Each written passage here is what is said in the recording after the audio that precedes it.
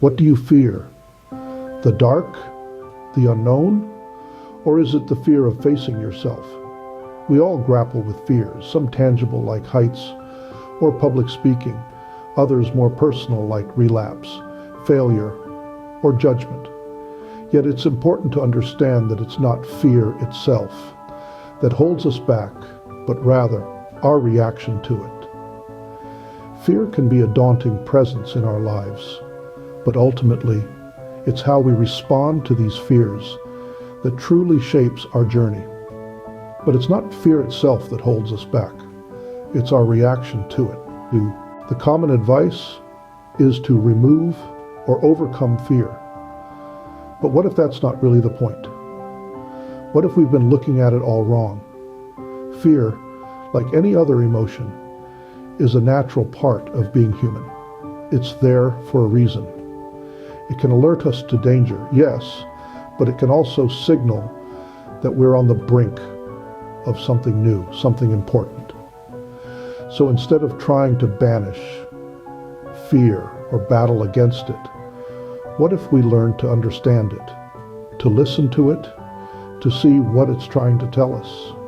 Because the truth is, fear itself is not the enemy. It's how we let fear dictate our actions that can hold us back. So, what if the real challenge is not to remove fear, but to change our response to it? Fear has no power to stop us.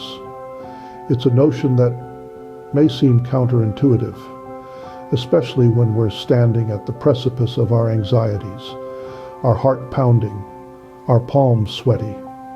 But let's take a step back and look at fear, not as an insurmountable wall, but as a signal.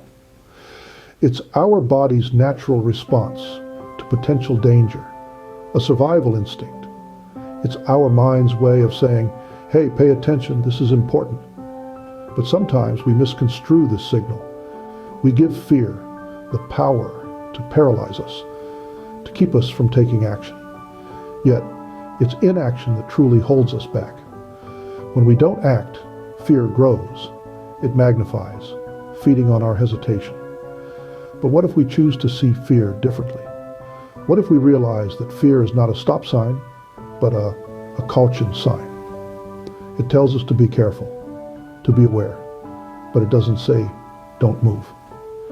It's when we understand this, when we see fear as a signal and not a stop sign, that we can start to reclaim our power from fear. We can start to move with fear, not against it. We can transform it from an obstacle into a guide. Fear, in its essence, is a signal, not a stop sign.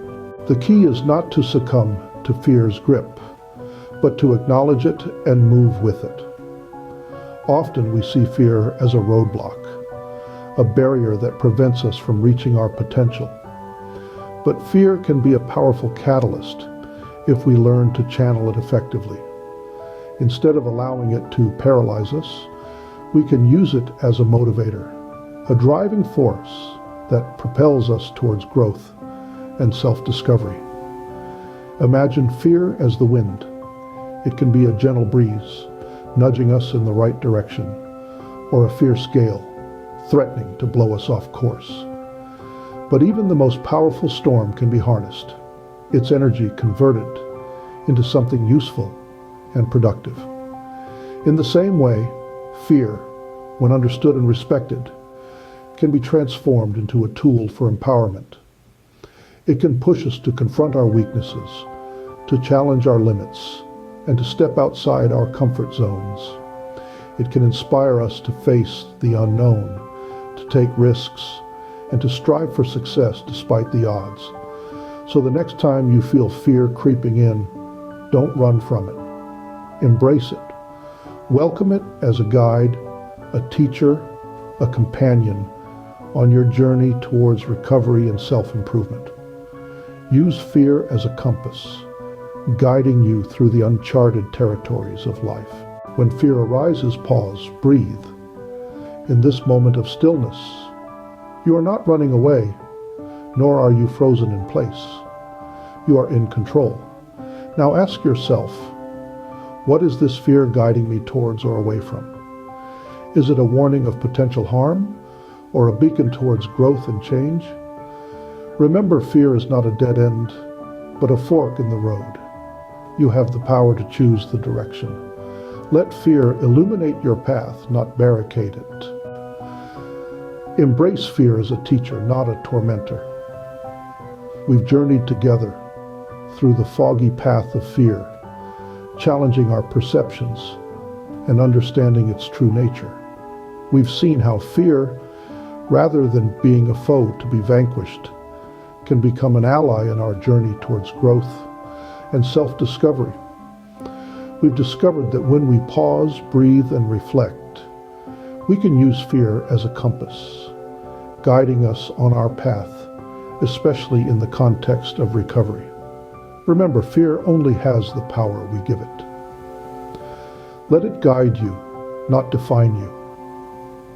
It's a journey every soul on the path of recovery must undertake, to transform fear into a force for growth and discovery.